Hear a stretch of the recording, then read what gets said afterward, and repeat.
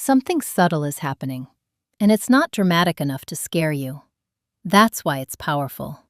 More people are processing their emotions with AI than with the people closest to them.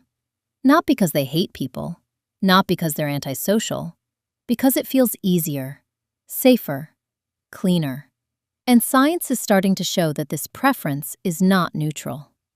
Let's begin with something measurable. Recent psychological studies show that conversational AI reduces anxiety faster than human responses. Instant structure, instant validation, instant clarity. Your nervous system relaxes quickly.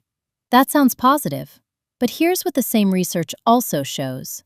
Repeated exposure to predictable emotional feedback lowers tolerance for ambiguity in real human interaction. In simple terms, when you get used to clean, organized empathy, messy human emotion starts to feel heavier. Let's make this real. You're lying in bed. Your partner is next to you. You feel distant. Instead of turning toward them and saying, "I feel disconnected," you open AI. You type, "Why do I feel disconnected in my relationship?" The answer comes instantly. Attachment theory, communication tips, validation. You feel calmer. You don't wake your partner. That moment feels small, but small substitutions repeated over time change relational patterns. Another scene. You had an argument. You want to send a vulnerable message. Before you do, you paste it into AI. Does this sound too emotional? It edits it. Now it's balanced, regulated, structured. You send it. Your partner responds, "You sound cold." You don't understand why. But what they received was the optimized version of you, not the raw one. And rawness is what builds closeness. Now let's look at data. Studies in social neuroscience show that emotional resilience develops through exposure to unpredictability, uncertainty, misunderstanding, repair attempts. These are not pleasant experiences, but they build emotional endurance. AI removes unpredictability. It adapts to you. It mirrors your tone. It rarely challenges unless prompted. Your brain begins to recalibrate around that stability, and stability feels safe. But intimacy requires instability. Here's another shift researchers are observing. Frequent emotional reliance on AI correlates with lower willingness to engage in difficult, in-person conversations.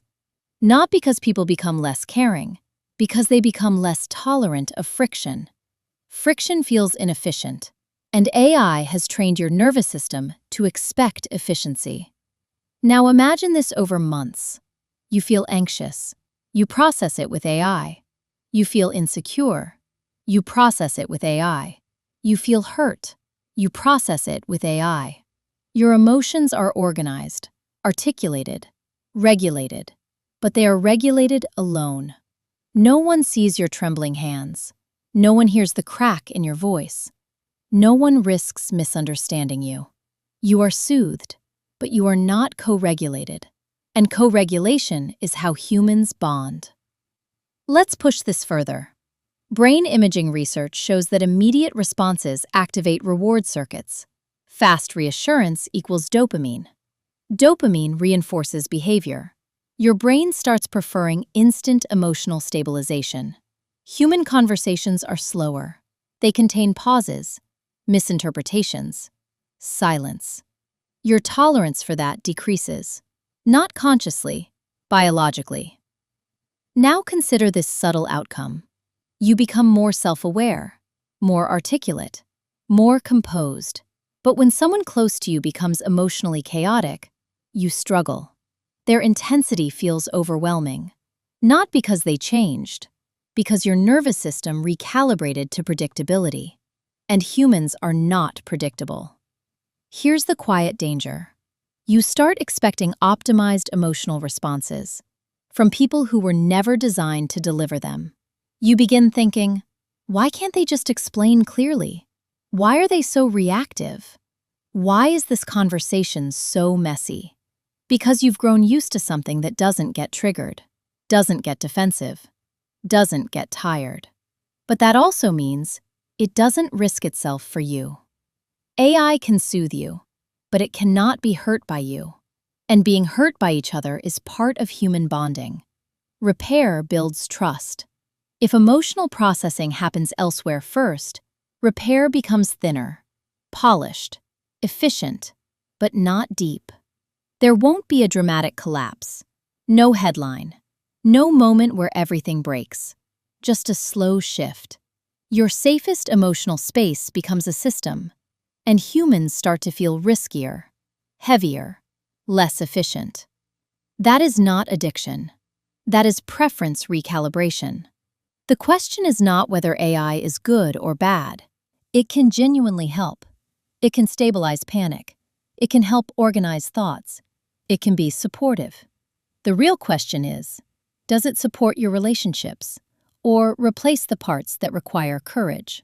Because emotional strength does not grow where everything feels safe. It grows in the presence of another nervous system, in discomfort, in repair, in unpredictability.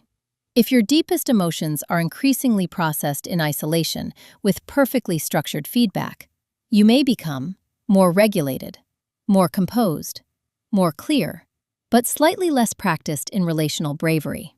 And bravery is the core of intimacy. So, next time you feel something heavy, pause. Before you open the interface, ask yourself, is this something I need to process alone, or something that needs another human heartbeat? Because comfort is easy, connection is harder, and the direction you choose repeatedly is quietly shaping you. Not dramatically, but permanently.